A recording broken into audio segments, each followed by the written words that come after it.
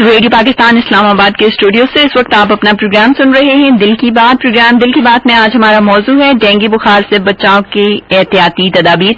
इस हवाले से हम लोगों ने राबता किया है, बात करने के लिए हम लोगों ने राबता किया डॉक्टर हसन अरूज जो कि डायरेक्टर हैं हेल्थ सर्विसेज इस्लामाबाद CDA का। अस्सलाम वालेकुम डॉक्टर साहब। वालेकुम अस्सलाम। खुश आमदीद कहते हैं आपको अपने प्रोग्राम में। आपके मिजाज कैसे हैं सर?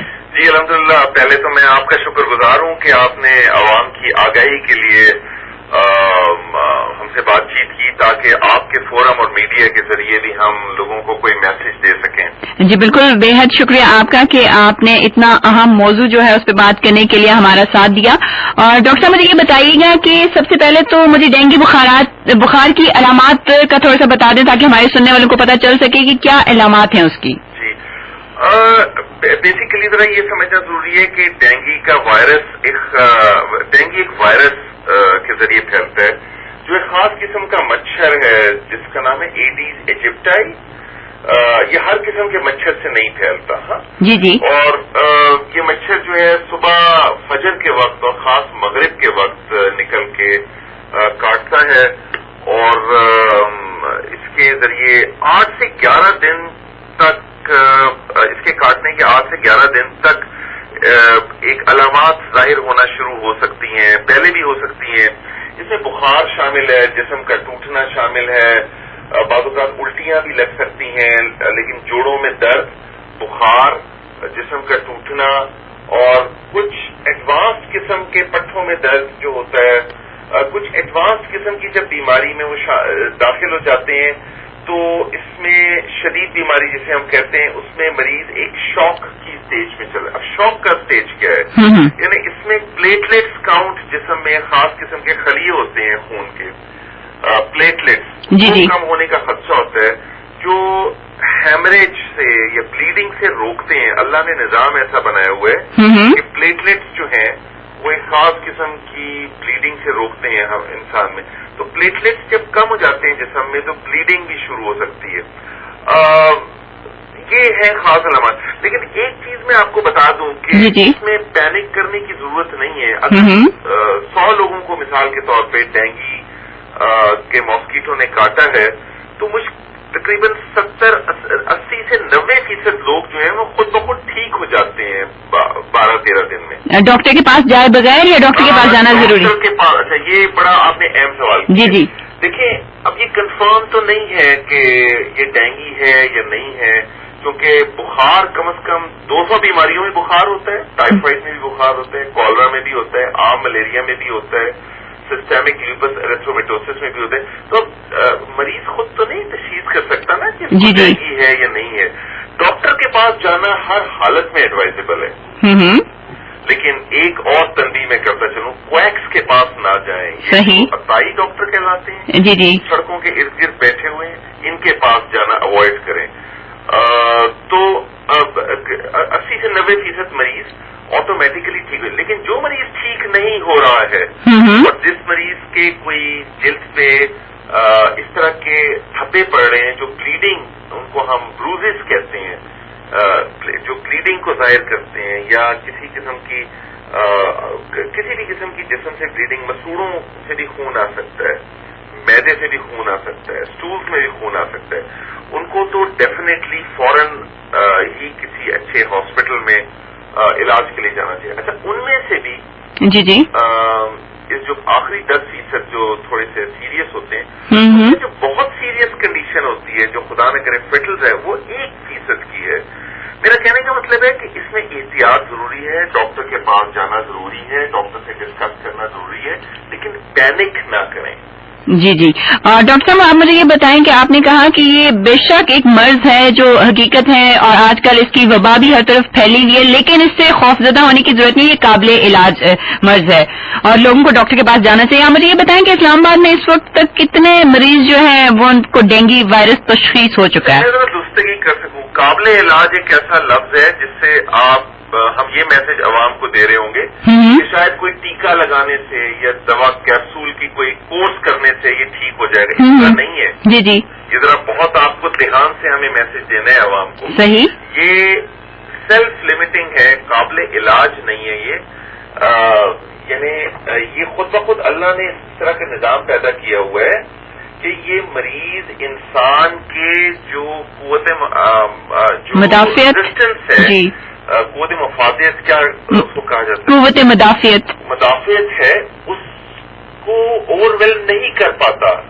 انسان کی جو ریزسٹنس ہے وہ اس کے اوپر اوور ویلم کر جاتی ہے. تو علاج انسانی علاج موجود نہیں ہے، اللہ تعالیٰ کی طرف سے ایک نظام موجود ہے جسم میں. اوکے. اور ڈاکٹر حسن صاحب، میں آپ سے یہ بھی جاننا چاہوں گی کہ جن مریضوں کو یہ ڈینگی بخار ہو جائے وہ کس قسم کی خوراک کھائیں؟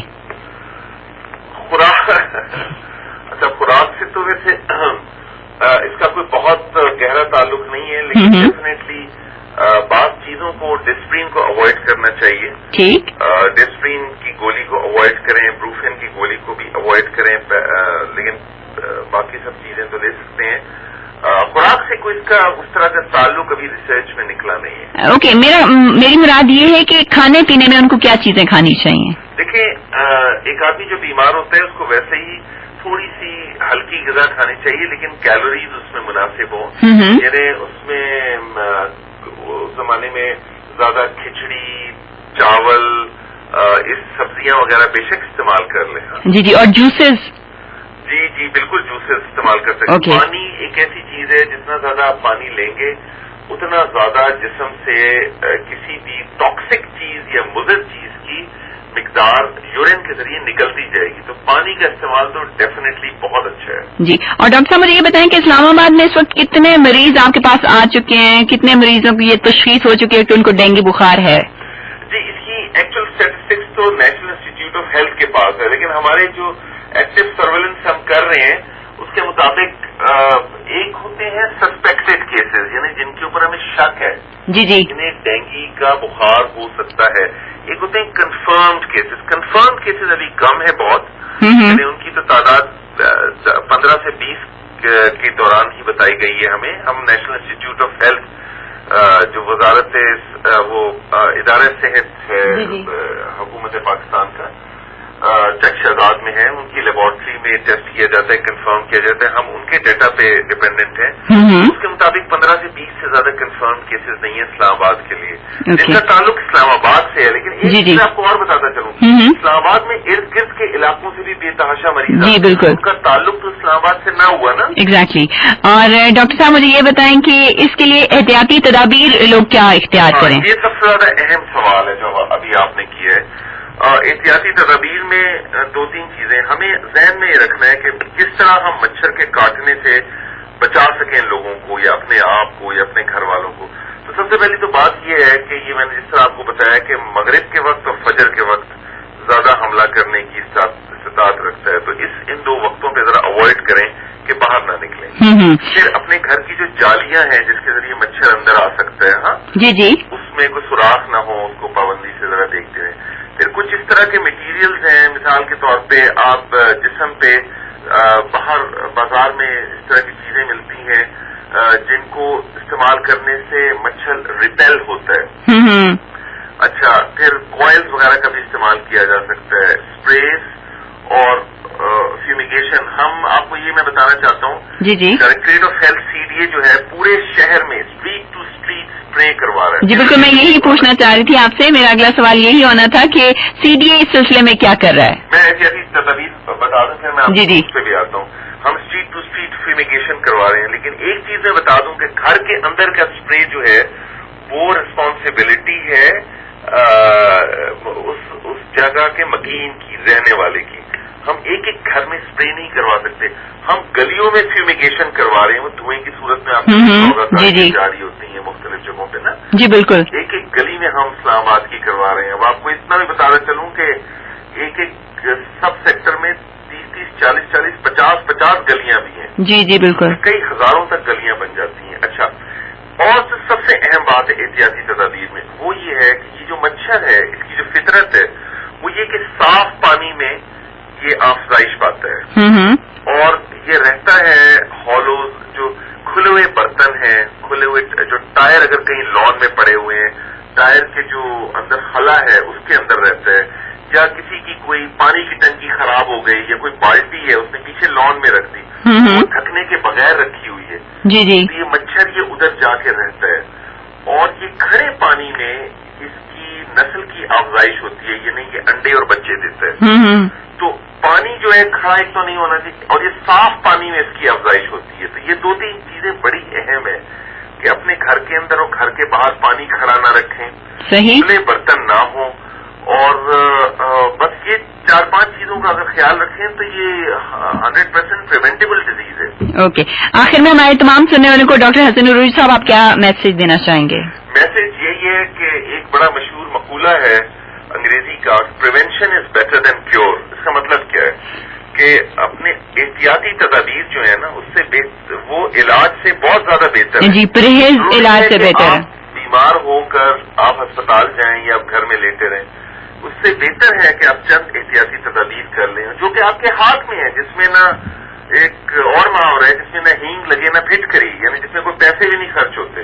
صحیح، آپ وہ احتیاطی تدابیر کر لیں تو کوئی بھی جو ڈینگی سے بالکل بچا جا سکتا ہے، تو اس سے آپ کی لائف بھی بہتر رہے گی، آپ بیمار بھی نہیں ہوں گے، آپ کے پروڈکٹیو ڈیز بھی بچے رہیں گے، آپ اسکول کالج بھی جا سکیں گے، آپ دفتر بھی جا سکیں گے، آپ کو نہ گھر والوں سے ڈانٹ پڑے گی نہ دفتر والوں سے۔ بہت بہت شکریہ ڈاکٹر حسن صاحب آپ کا۔ Right, thank you very much. جی، اللہ حافظ۔